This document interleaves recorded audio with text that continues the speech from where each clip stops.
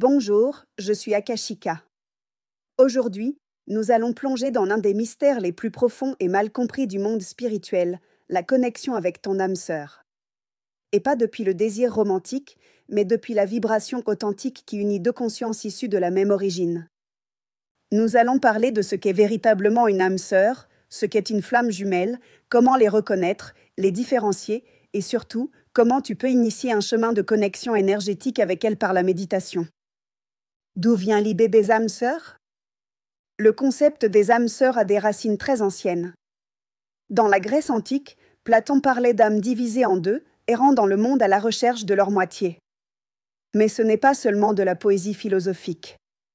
Dans de nombreuses traditions anciennes, on soutenait l'idée que certaines âmes naissent en résonance mutuelle, comme si elles partageaient un même noyau de conscience avant de se fragmenter dans différentes expériences incarnées. Mais l'important n'est pas seulement l'origine mythique, c'est ce que cette connexion représente aujourd'hui, un miroir évolutif qui apparaît lorsque tu es prêt à te souvenir de qui tu es au-delà de l'ego. Âme sœur et flamme jumelle, différence fondamentale. L'une des grandes confusions modernes est d'utiliser ces termes comme des synonymes, alors qu'ils ne le sont pas. Âme sœur. C'est une conscience avec laquelle tu partages une fréquence compatible, mais pas identique. Elle s'est incarnée avec toi dans de nombreuses vies, dans différents rôles, partenaire, ami, mentor, parent, enfant, rival. Son but est de t'aider à grandir, guérir et évoluer sans nécessairement bouleverser ta structure émotionnelle. L'amour avec une âme sœur est stable, harmonieux, nourrissant.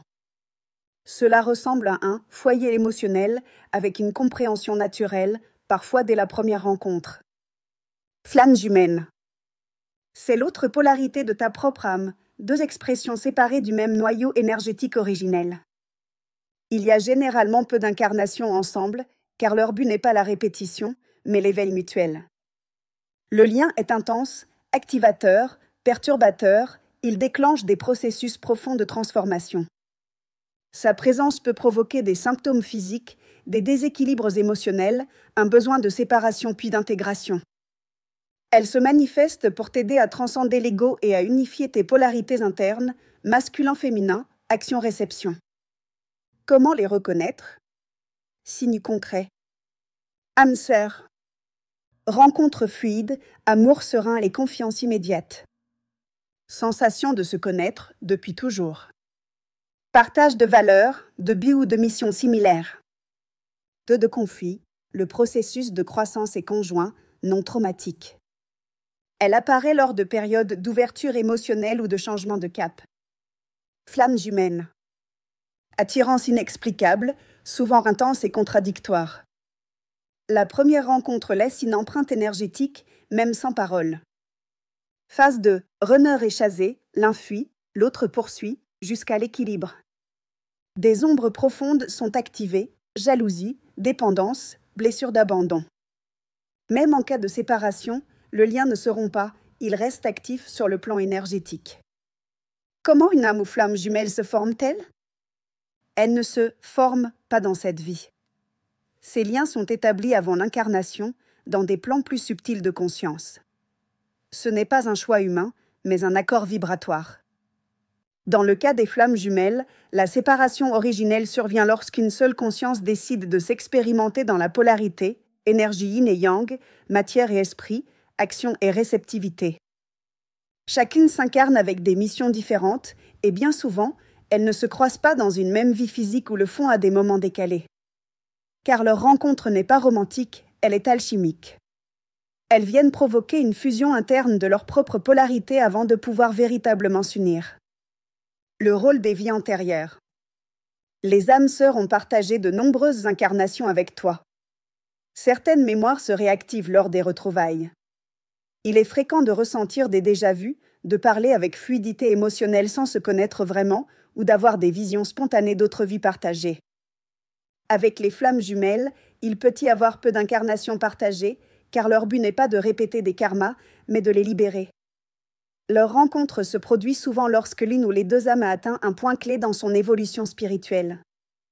Méditation pour se connecter à son âme ou flamme jumelle.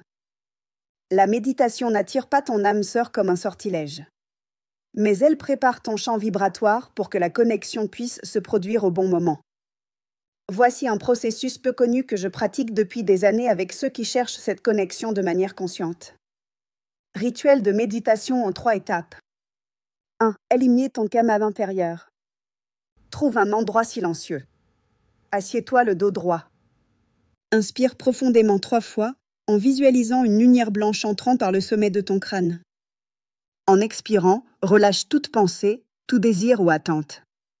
Ce moment est un vide fertile. 2. Invoquer la présence de l'âme ou flamme jumelle.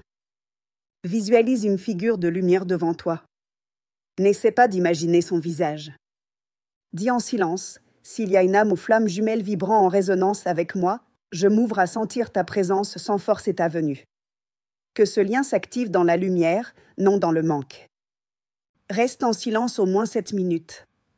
Si des sensations, phrases, émotions ou images apparaissent, ne les juge pas, observe-les simplement. 3. Sceller le chant. Remercie, même si tu n'as rien vu. L'énergie s'est déjà mise en mouvement. Ferme ton chant en visualisant un anneau de lumière dorée autour de toi et de la figure devant toi.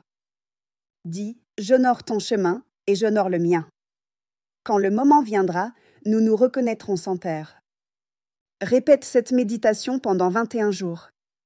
Non pour rater le processus, mais pour nettoyer ton champ des interférences émotionnelles, mentales ou karmiques qui bloquent ta fréquence réceptive. Exemple réel de connexion jumelle. Lina, thérapeute énergétique, a commencé à rêver de manière récurrente d'une silhouette masculine qui la regardait sans parler. Après des mois de méditation, elle a ressenti un changement physique dans son chakra du cœur. Des années plus tard, elle a rencontré cette personne avec le même regard. Ils ne sont pas devenus un couple, mais ont été clés dans leur éveil mutuel. Aujourd'hui, tous deux sont avec d'autres partenaires, mais restent connectés à une fréquence pure, sans attachement. Jonas, médecin intégratif, a vécu une relation intense et chaotique avec une femme qui disait ressentir sa douleur sans qu'il parle. Ils ont traversé des ruptures, silence et retrouvailles. À travers le Reiki et des méditations profondes, ils ont compris qu'ils n'étaient pas faits pour être heureux ensemble, mais pour se transformer. Leur lien n'a pas été permanent, mais a été un catalyseur de leur mission de vie respective. Que viennent enseigner ces liens ? Ils ne viennent pas t'apporter la stabilité ou guérir tes blessures.